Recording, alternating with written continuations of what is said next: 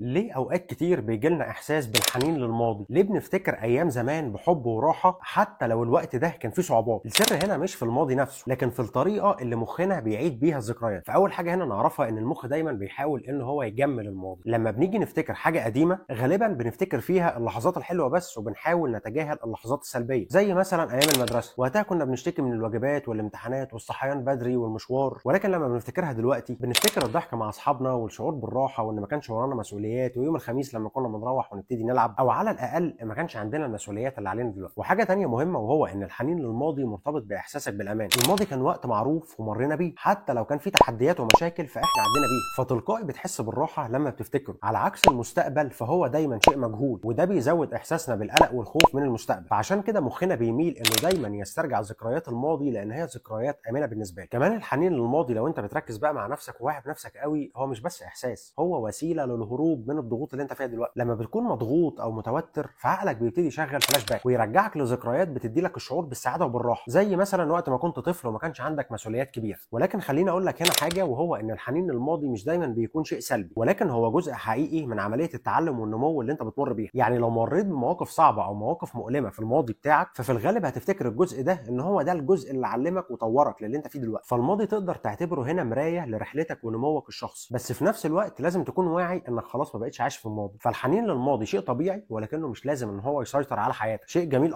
لان الماضي كان جزء من رحلتك، ولكن السعاده الحقيقيه موجوده في اللحظه اللي انت عايشها دلوقتي. فاستمتع بالذكريات بس ما تخليش حنينك للماضي ده يمنعك انك تبني لحظات جديده تكون ذكريات ليك في المستقبل.